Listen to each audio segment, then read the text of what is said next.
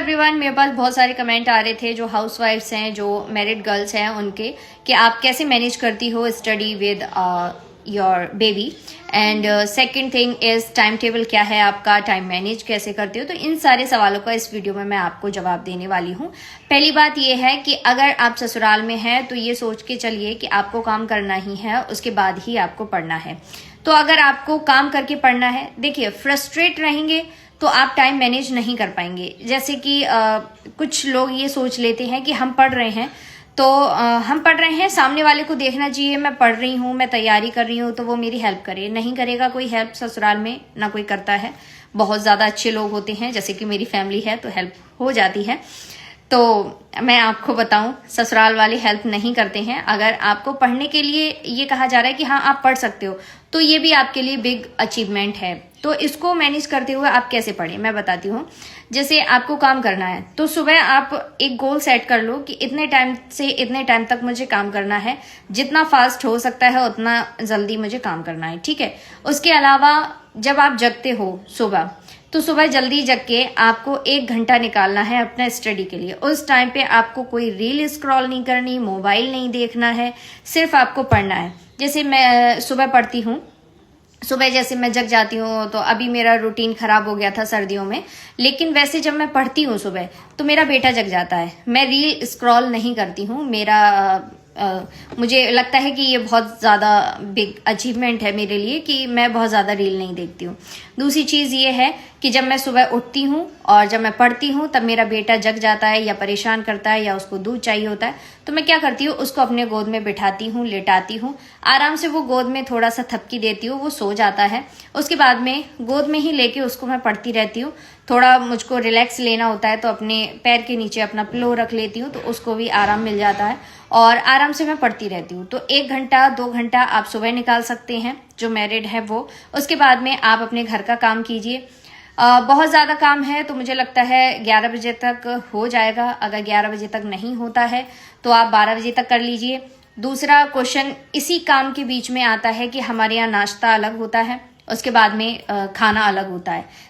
तो उसके लिए आप क्या कीजिए, जब आप ब्रेकफास्ट बना रहे होते हैं उसी टाइम पे आप जो है लंच के लिए जो आपको सब्जी वगैरह प्रिपेयर करनी है वो बना दीजिए, आटा लगा के रख दीजिए।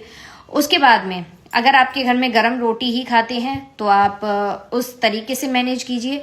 जब आप ब्रेकफास्ट बना रहे हैं तो वो 2 घंटे में बन जाएगा। ब्रेकफास्ट के साथ साथ आपकी जो लंच के लिए सब्जी है वो भी बन जाएगी, आटा भी लग जाएगा 2 घंटे में, ठीक है। उसको मैनेज कर लीजिए। उसके बाद में अगर गरम रोटी नहीं खाते हैं तो आप सेक के रख दीजिए। उसके बाद में अपनी किचन विचन साफ करके आराम से पढ़ने बैठ जाइए।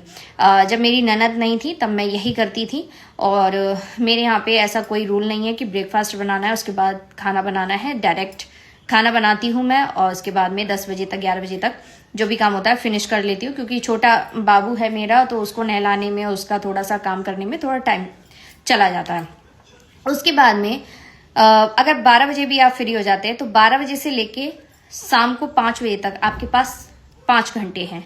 5 घंटे में आपको क्या है कि आपको कंटिन्यू पढ़ना है, मोबाइल नहीं चलाना है। कंटिन्यू आप कैसे पढ़ सकते हैं, फिर आप कहेंगे कि हमारे पास बेबी है उसको भी मैनेज करना होता है। तो मैं आपको बताती हूँ, जैसे अगर आप आधा घंटा पढ़े, आधा घंटे पढ़ने के बाद में आप 5 मिनट का ब्रेक लीजिए।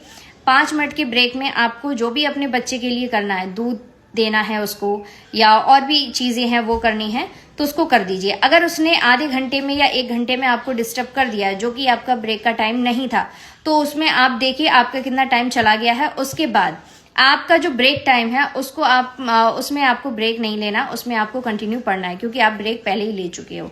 तो इस तरीके से आपको सिस्टमेटिक तरीके से मैनेज करना होगा अगर आप मैनेज करना चाहते हैं।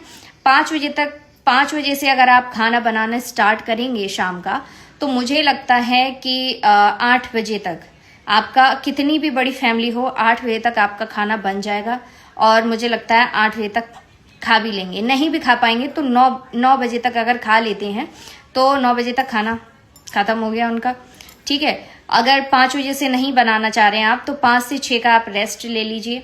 आप कुछ देख लीजिए। जैसे यूट्यूब वगैरह पे देखना चाहते हैं, रील्स वगैरह देखना चाहते हैं, या आराम करना चाहते हैं, आंखें बंद करना चाहते हैं, तो वो कर लीजिए। 6 बजे से स्टार्ट कीजिए, 9 बजे तक का आप टाइम रखिए, उसमें आप अपना सारा काम कर लीजिए। और दूसरा चीज़ ये है कि जब आप काम कर रहे हो, अगर पॉसिबल हो तो आप हेडफोन लगा लीजिए। जो भी टॉपिक आपने पढ़ा है उस टॉपिक को आप यूट्यूब पे सर्च करेंगे, उसको सर्च करने के बाद उसकी वीडियोस देखेंगे, तो वो चीज़ें आपको अच्छे से और समझ में आएंगी। जब आप थकान के साथ भी पढ़ेंगे ना, और वीडियो अगर आपने देख रखी है और वो थोड़ा सा मन से आपके दिमाग में चली गई है, तो जब आप पढ़ेंगे तो वो कॉन्सेप्ट आपका क्लियर होता चला जाएगा, आपको समझ में आता चला जाएगा। तो उसके बाद में 9 बजे तक आप फ्री हो जाइए। 10 बजे तक मान लेते हैं अगर आप फ्री हो गए हैं, तो 10 बजे से 11 बजे तक आप पढ़िए। 11 बजे सो जाइए। 11 बजे से सुबह 5 बजे तक अगर आप सोते हैं तो आपकी नींद प्रॉपर हो जाएगी।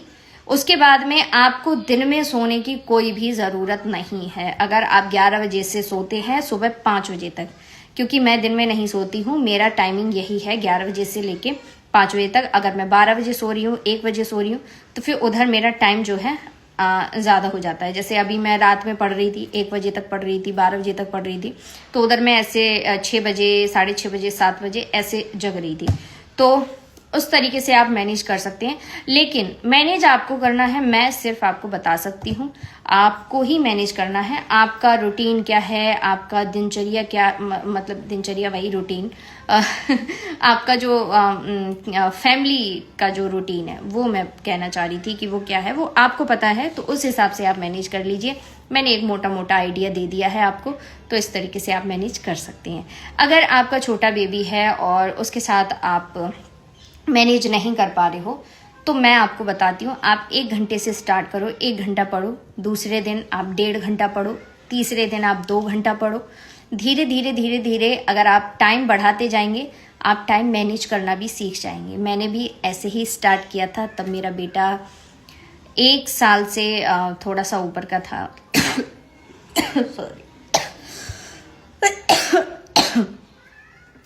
1 साल से ऊपर का था जब मेरा बेटा, तब मैंने स्टार्ट किया था। तो फिर मैंने ऐसे ही किया था। उस टाइम पे मेरी जो सासू माँ है उनका भी एक्सीडेंट हो गया था, तो बहुत सारा काम हो जाता है जिसको मैंने मैनेज किया था बहुत अच्छे से।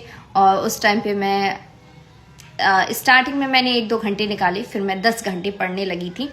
तो 10 घंटे मैं ऐसे पढ़ती थी कि मैं क्या ही बताऊँ, लगी रहती थी पढ़ने में। धीरे धीरे आप मैनेज करना सीख जाएंगे। कोशिश करिए, एक स्टेप अगर आप आगे बढ़ाते हैं तो आगे चीज़ें ठीक होती चली जाएंगी। आप स्टेप नहीं बढ़ा रहे आगे, सोचते जा रहे हैं कल से पढ़ेंगे, परसों से पढ़ेंगे, तो नहीं कुछ होने वाला भाई। करके देखो, स्टार्ट करो। ठीक है, बाय बाय।